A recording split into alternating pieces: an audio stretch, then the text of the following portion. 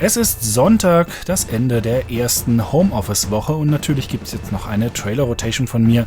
Die geht mit ein paar eher kürzeren Videos zu vielleicht nicht den allergrößten Blockbustern, aber interessanten Indie-Titeln los, bevor wir in der zweiten Hälfte zu eher längeren Videos kommen, die allerdings größtenteils von anderen Sprechern vertont sind. Da werde ich also die meiste Zeit über meine Klappe halten. Überhaupt hätte man ja denken können, dass gar nicht so viel los ist diese Woche, doch es gab jede Menge Videos. Ich musste sogar ein paar rausnehmen, weil es sonst einfach viel zu lang geworden wäre. Vielleicht schiebe ich die dann einfach auf die nächste Woche.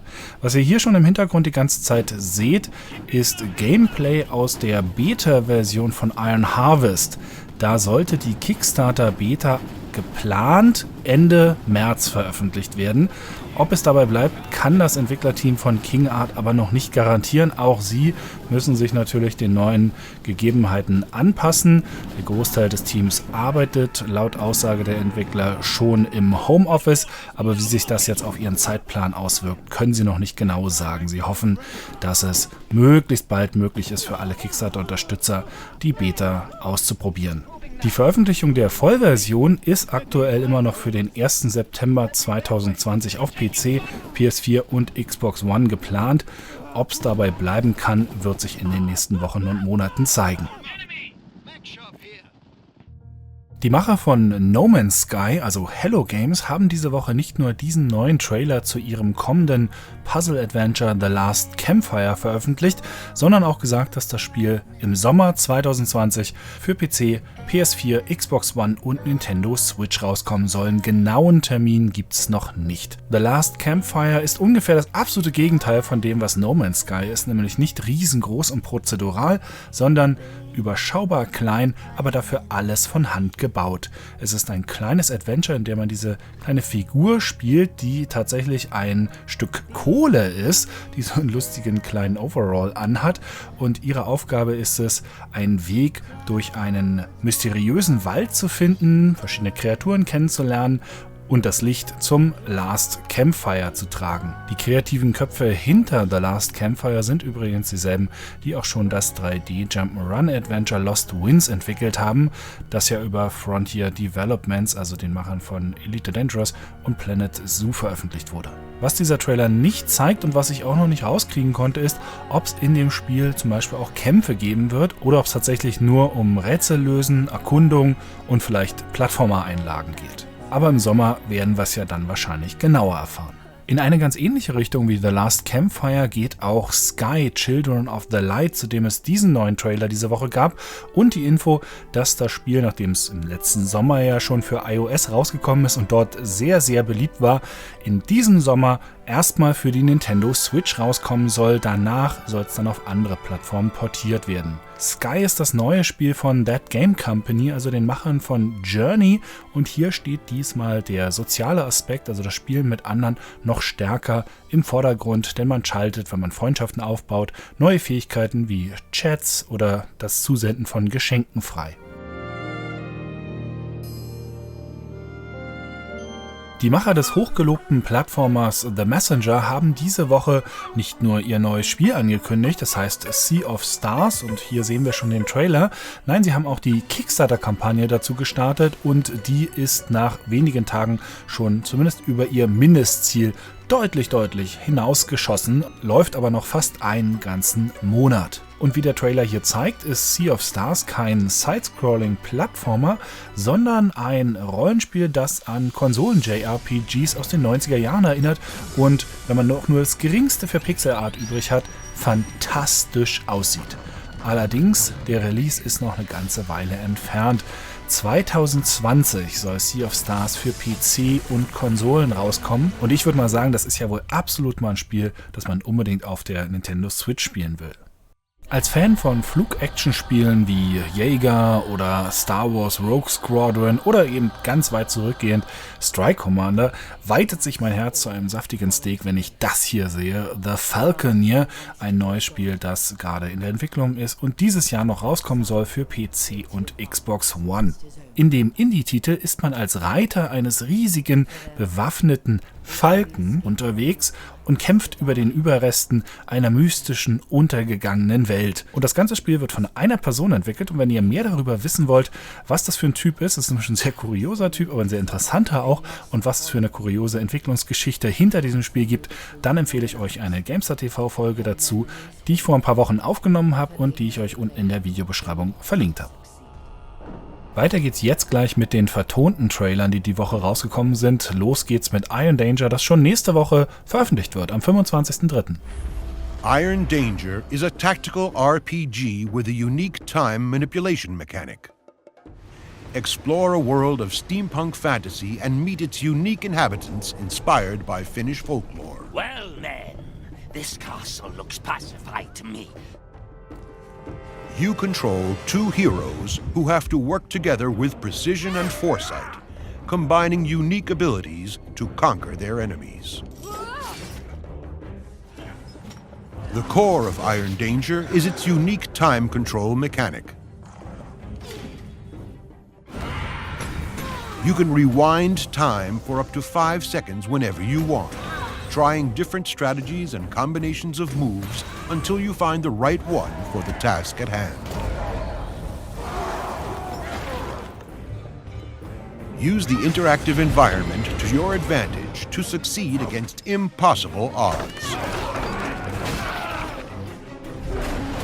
Fight epic boss monsters on the path to fulfill your destiny.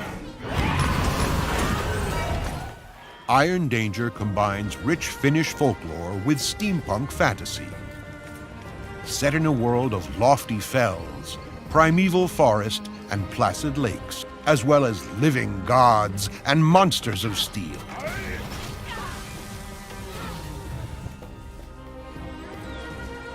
The city of Kalevala, home of humans who rebelled against the gods and forsook their grace, shines in the middle of this world, surrounded by towns, sea lanes, and woodlands under its protection. From the frozen north, a witch queen leads her army on a quest for vengeance against the lords of Kalevala. Take on the role of Kipuna, a sharp-witted village girl who becomes imbued with an ancient power that grants dominion over time and death. This thing, it's pierced my heart. That cannot be held. But if you never fell, the thread never broke. And there is a way for you to live again. Use your wits to control time as you're drawn into the midst of a war between the city of Kalevala and the armies of Northlanders, driven on by their queen, Loki. Master the newfound power in order to use it to protect mankind. Your enemies will surely seek to harness it in the service of total destruction. Iron Danger. You will die, but you will not fail. Ich habe eine Demo-Version davon ausprobieren können. Es macht wirklich Spaß. Ich drücke die Daumen, dass die Vollversion auch cool wird. Aber jetzt geht es erstmal mit dem weiter, was natürlich in keiner Trailer-Rotation fehlen darf. This is SnowRunner, the next generation off-road experience featuring unparalleled physics simulation and a massive sandbox world. You are an off-road trucker, braving the wilderness to tackle a wide variety of contracts, explore and discover new locations, and take on a multitude of challenges. Standing in your way is nature itself, with meticulously simulated mud, water, and snow.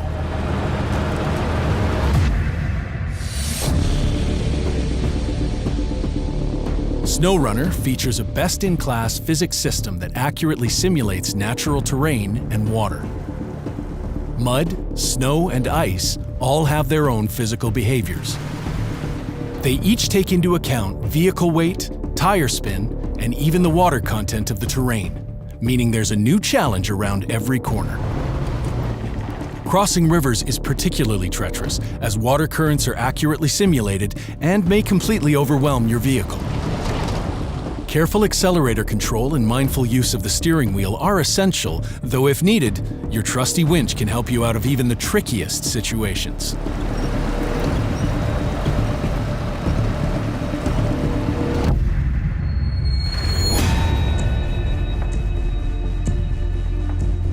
There are 3 regions split across 11 open-world maps to explore, offering the largest maps in the franchise's history.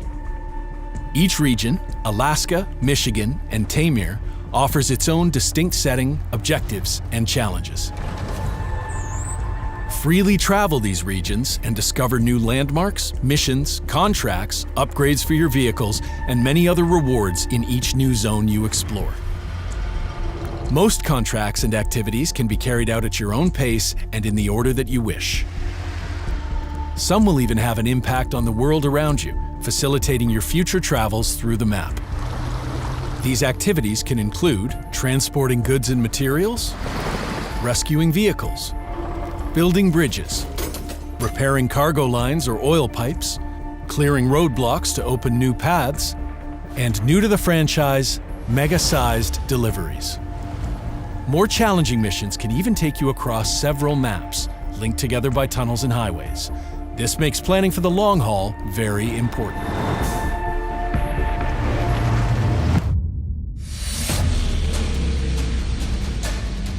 Using the right vehicle and tools for the job is vital. SnowRunner features a huge selection of 40 customizable vehicles, including some of the best-selling and most beloved truck brands in the world. These include Ford, Freightliner, and Caterpillar, with fully realized interiors and physics models. Vehicles can be outfitted with snorkels for deep water traversal, chain tires for attacking snow, and much more. Deep visual customization is also available, with a wide assortment of paints, decals, rims, and lights. Though you're free to progress through the game solo, trucking the untamed wilderness is often a team endeavor. SnowRunner comes with cooperative multiplayer, letting you bring up to 3 friends along on your outdoor exploits. Additional content is planned for after release, such as new vehicles, maps, regions and activities, alongside console mod support, community modding tools, and a bunch more features. Thanks for watching, and we hope to see you in the wilds when SnowRunner releases April 28th, 2020. This is Coast to Coast Radio, serving up the latest news. Thanks for tuning in. There are ribbon cutting and groundbreaking events happening all across the city. Down at the harbor, docks are receiving record hauls of fish, which are being sent to markets far and wide. There are more ways to navigate the city than ever before, with major improvements in public transportation. Intercity buses are improving connectivity between states. And our local communities are now being served by the introduction of trolley buses. If all that wasn't enough, wait until you ride the overground metro, giving citizens an unrestricted view as they zip through the city. It's the perfect way to reach the expanded network of healthcare facilities. High flyers are taking to the skies with a new passenger helicopter service. They're sharing airspace with the new aviation club, drawing light aircraft enthusiasts from across the city. Finally, in transport, new hubs are popping up everywhere, allowing citizens to seamlessly transition between transport options. Local utilities are also getting a boost with new waste management and water treatment initiatives. It's a real step forward. With all these latest improvements, the city is evolving into an even more extraordinary place. As ever, we're delighted to welcome you home to Sunset Harbor. This has been Coast to Coast Radio, signing out. Der neue DLC für Cities Skylines kommt am 26. März für PC, PS4 und Xbox One raus. Ein Preis wurde leider noch nicht genannt. Und jetzt geht's gleich weiter mit New World. Da wurde diese Woche ein Entwicklervideo zum Kampfsystem veröffentlicht. Wenn ihr mehr Details zu New World haben wollt, ich habe euch nochmal unsere große Vorschau dazu in die Videobeschreibung verlinkt.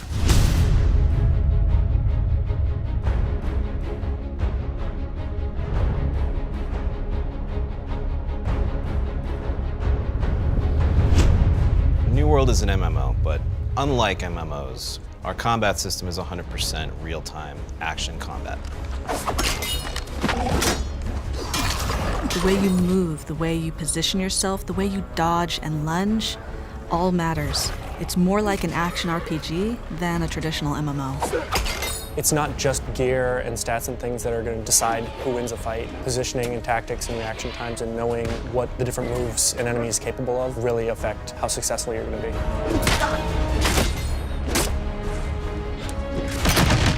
You have to move around in space and you have to set up your attacks, how you're dodging. It makes it very dynamic and visceral. 100% real-time combat.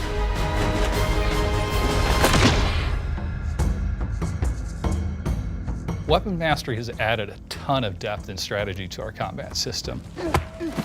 In New World, the Weapon Mastery system allows a player to grow more proficient in the types of gameplay that they enjoy and they do the most.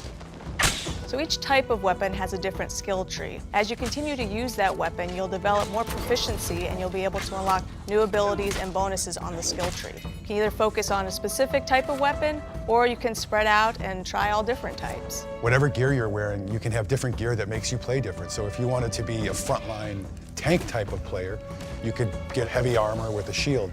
If you wanted to be more of a backline shooter, you want something lighter that can allow you to be a little more flexible with a gun or a bow. Like if you want to go in with rifles, a blazing, or you want a bow and arrow, or you want to just sword and board, you can actually equip those. So as you grow as a player, you can have different loadouts at the ready. So whatever the situation calls for, you have all these different types of ways that you can deal with the situation and your play style.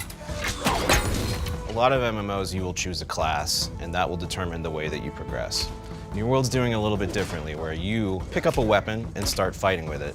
And as you fight with it, you begin to earn progression points for that weapon. As players use weapons, they now gain experience with those weapons. That experience gives you points that then you can invest to specialize amongst the different trees. So your great axe, which is a giant two-handed axe, will have a skill tree. We want these weapons to feel so different depending on the choice you make that it almost feels like a class choice. With the hatchet, for example, you can focus on throwing or on melee damage. With the sword and shield, you can either focus on offensive damage or more defensive buffs. With all these different combinations, there's just an enormous amount of variety that the player can achieve. So magic plays a huge role in New World, and what's special about it in New World is that anyone can do magic. How effective you are at magic will be determined by how much attribute points you spend. If you put a lot of intelligence in and focus, your magic will be much stronger than other people. If you spend enough time with the combat system, you can eventually get good at all of the weapons in the game, and you can change your loadout on the fly based on what you want, what your party needs at the time, what the encounter calls for. Endless customization for the user.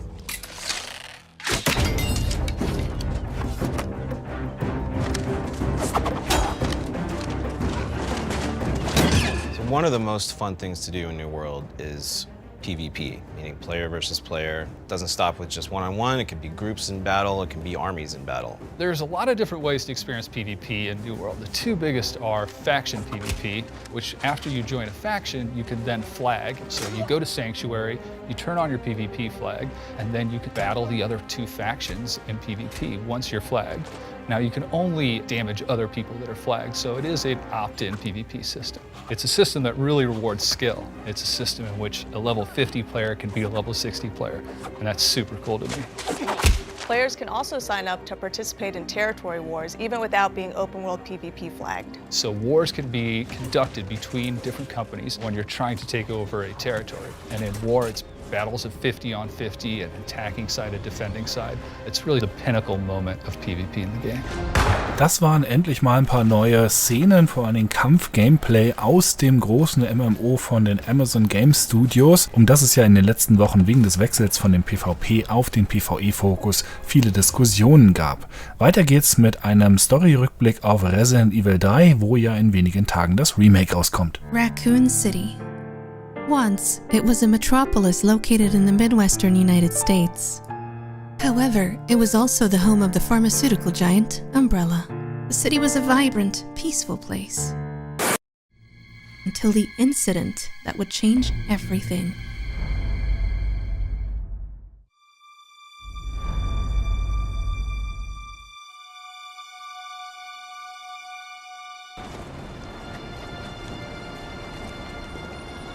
It all began with a series of bizarre, cannibalistic murders taking place in the outskirts of Raccoon City. In response, the Raccoon Police Department dispatches STAR's Bravo team an elite special forces unit to investigate. But an engine failure forces them to make an emergency landing. The team survives, only to discover an MP vehicle whose passengers have been gruesomely murdered. Bravo team sets out in search of the only suspect, an escaped ex-Marine convict.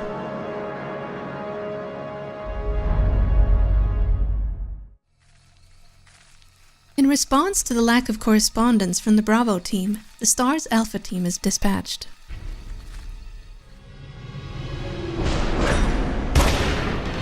When they touch down to investigate the crash site, they are attacked by a pack of ferocious dogs.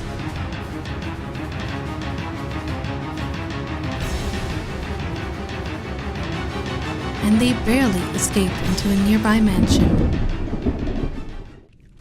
What awaits them inside is a nightmare where undead creatures roam the halls of the once magnificent mansion. As they search for an escape from the perilous mansion, Jill Valentine, Chris Redfield, and the other STARS members uncover the grim truth. The zombies in the mansion are byproducts of a bioweapon that was manufactured by Umbrella. Taking great risks along the way, the remaining team escape within an inch of their lives. Upon their escape, the surviving STARS members vowed to expose Umbrella's dark secrets together. And so, what would later be known as the Mansion Incident came to an end.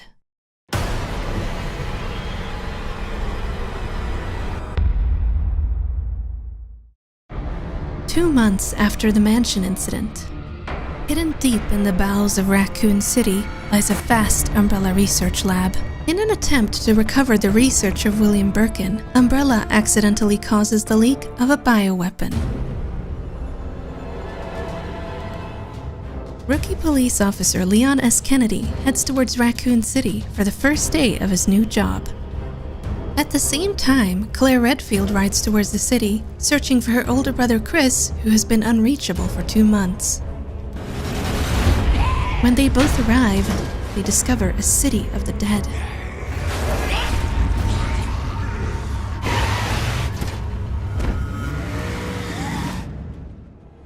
So what exactly happened in the build-up to Raccoon City's destruction?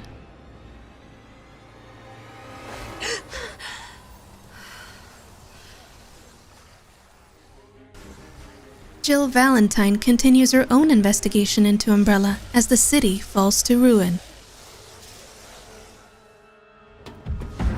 Umbrella takes advantage of the chaos and sends in Nemesis, a new type of bioweapon. Its goal is simple: eliminate all remaining STARS members. As a veil of desperation descends on Raccoon City, can Jill make her last escape? We've gotta be dreaming. Und zum Abschluss ein Video zum Aufbaustrategiespiel Endzone, das ab dem 2. April schon im Early Access spielbar sein wird. Welcome to the next chapter of the Endzone Survival Guide. Today's topic is radiation. We categorize radiation into 4 different levels: non-irradiated, light, medium, and highly irradiated. First of all, how can radiation be detected? In Endzone: A World Apart, you can recognize radiation by many factors. The more irradiated an area is, mutated plants appear more frequently. The more your Geiger counter is acoustically noticeable, and the edge of your screen turns more and more blue. Alternatively, you can also use the radiation map to see exactly how much radiation an area is exposed to. The radiation in Endzone is not static, but changes dynamically due to environmental influences, especially sandstorms and radioactive rain. Radiation can contaminate our drinking water, poisoning or even killing our settlers. You can counteract this with the help of carbon filters. Rain collectors should always be covered with a plastic sheet when the rain is contaminated. Your weather station will inform you in advance about the level of radiation for upcoming seasons. Just like water, the soil, the fields you cultivate, or the animals you hunt can also be irradiated. If your settlers consume contaminated water, eat contaminated food, or stay too long in contaminated areas, they can themselves become contaminated, and thus become sick, or even infertile, and, in the worst case, they die. To prevent this, you must have the ground in your settlement dug up regularly to reduce the level of radiation. You should also produce protective clothing, such as coal masks or radiation suits for your settlers. In your town center, the distribution of clothes to your settlers can be regulated. I think that's enough new information for today. Memorize these important lessons carefully. The survival of your entire settlement depends on it. Take good care of yourself. Next time, we will talk about electricity in Endzone, a world apart. Stay safe. Und das war sie mal wieder, die Trailer-Rotation für diese Woche. Wie schon gesagt, im zweiten Teil eher die bereits vertonten Videos. Und es war auch die erste Trailer-Rotation ohne Ego-Shooter. Aber ansonsten hoffe ich, ist ein recht breites Spektrum an Spielen mit den Videos abgedeckt worden. Ansonsten schaut einfach mal nächste Woche rein, was wir da dann so zu bieten haben. Vielen Dank fürs Zuschauen. Vielen Dank für eure Kommentare, vielen Dank auch für euren Zuspruch in den letzten Wochen zu diesem Format. Mir macht es immer noch sehr, sehr großen Spaß und ich möchte es gerne weitermachen. Also hoffentlich bis nächsten Sonntag. Macht's gut!